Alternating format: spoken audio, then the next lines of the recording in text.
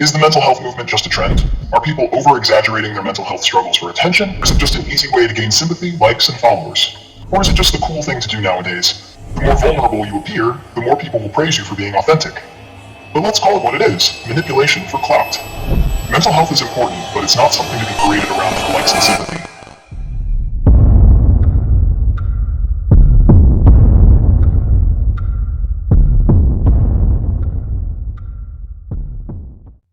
Guys, please pray for me. I've been feeling so mentally drained, had a couple of breakdowns, and I'm really struggling with my mental health right now. Please, do me a favor. Show me some love, hit that like button, share, and subscribe to my channel. Just kidding.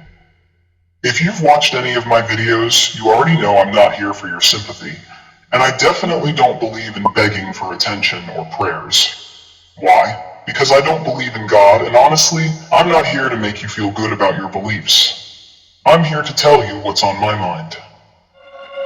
So let's cut through the noise and get straight to the point. Before anyone jumps into the comments accusing me of being insensitive or cancel-worthy, let me get one thing clear. Mental health is a serious issue. There are people out there genuinely suffering, and they deserve help, real help. I'm not here to dismiss those people. I'm not blind to the fact that mental health problems exist. But what I am here to talk about is how this entire movement has morphed into something else. Something counterfeit. Today, it feels like everyone is using mental health as a badge of honor, an identity to wear, or worse, a way to gain attention and sympathy. It's almost become fashionable to have mental health issues, like it's the latest trend in personal branding. You see people going, oh, look at me, I'm depressed, I'm broken, feel sorry for me, like my post, validate me. Big fat lie.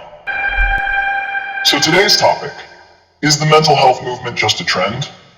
Or let's be even more direct, are people over-exaggerating their mental health struggles for attention or social currency?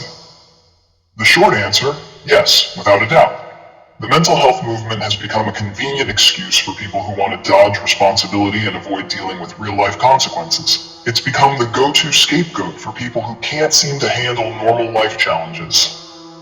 Every other person these days claims to be depressed or anxious.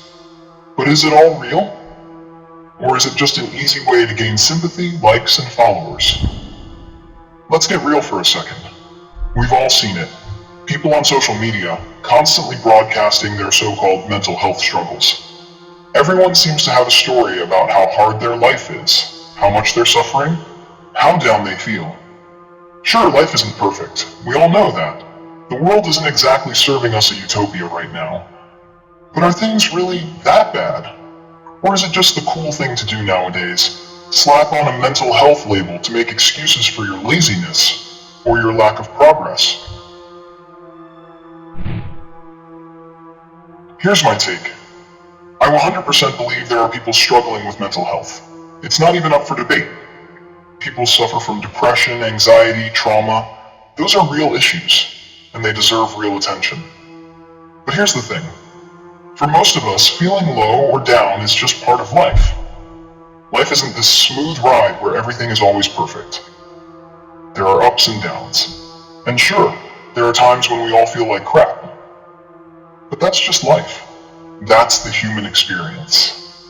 I've had my down days too, but you don't see me running to social media, begging for sympathy, telling people I'm mentally struggling so I can get virtual pats on the back. No. I don't need your online sympathy, and I don't want your fake concern. Most people who go online to broadcast their mental health crisis aren't looking for help. They're looking for validation. They want cheap sympathy. They want the attention that comes with being broken. And that's where we've gone wrong as a society. We've turned mental health into a commodity, something to flaunt online for likes and retweets. Take influencers, for example. You know the ones I'm talking about. The ones who cry about their mental health, but in reality, they're probably just upset because their manicure didn't turn out the way they wanted. Seriously? You think your slightly off-colored nail polish is a reason to claim mental health issues? Come on, There are real problems in the world. Remember the time when mental health used to be a private issue? Something you dealt with in therapy or with close friends and family, in private spaces where you could actually get help? Now it's the opposite. We've turned mental health into a public spectacle. We've created a culture where it's almost cooler to be broken than to be mentally healthy. Because hey, if you're broken, you're deep, you're relatable, you're real. It's honestly toxic. Take the rise of TikTok mental health gurus, for example. Everyone's a mental health advocate now, doling out advice and diagnosing themselves with disorders they likely don't even have. People are slapping labels on themselves, bipolar, ADHD, PTSD, without any professional diagnosis. They act like these disorders are accessories that make them unique or special. Mental health is not a fashion trend. It's not a badge of honor. And it's definitely not a tool to get more followers. What about celebrities?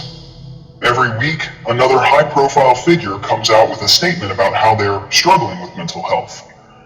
And while some of them might genuinely be going through something, it feels like many of them are just jumping on the bandwagon because it's the trendy thing to do. Look at me. I'm so vulnerable. I'm so real. Yeah, right. Vulnerability has become marketable, and it sells. The more vulnerable you appear, the more people will praise you for being authentic. But let's call it what it is, manipulation for clout. I'm not saying people shouldn't talk about their mental health. I'm saying that if you're going to talk about it, make sure it's for the right reasons. Don't use it to dodge accountability. Don't use it to get attention. And for God's sake, stop turning it into a hashtag. Take a look around. How many people do you know who claim to be struggling with their mental health? But when you really get to know them, it's obvious they're just trying to get out of doing the hard work of life. Everyone wants to be broken, but no one wants to fix themselves. We've created a society of victims, not survivors. Speaking of sadness, let's talk about Elon Musk for a second. I think he's the saddest person on Earth.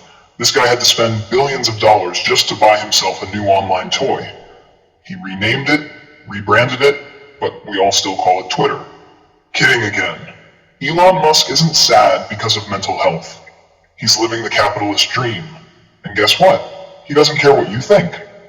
But hey, that's a topic for another video. And with that, I'll leave you to think. Mental health is important, but it's not something to be paraded around for likes and sympathy. If you're struggling, get real help. If you're using it to dodge responsibility, stop it. Take control of your life, because no one's going to fix it for you. Oh, and don't worry. I'm not going to end this with please like and subscribe if you care about my mental health. I don't need your sympathy or your validation. If you've got a mind of your own, hit the like button. If not, well, I'll be just fine without it. Until next time.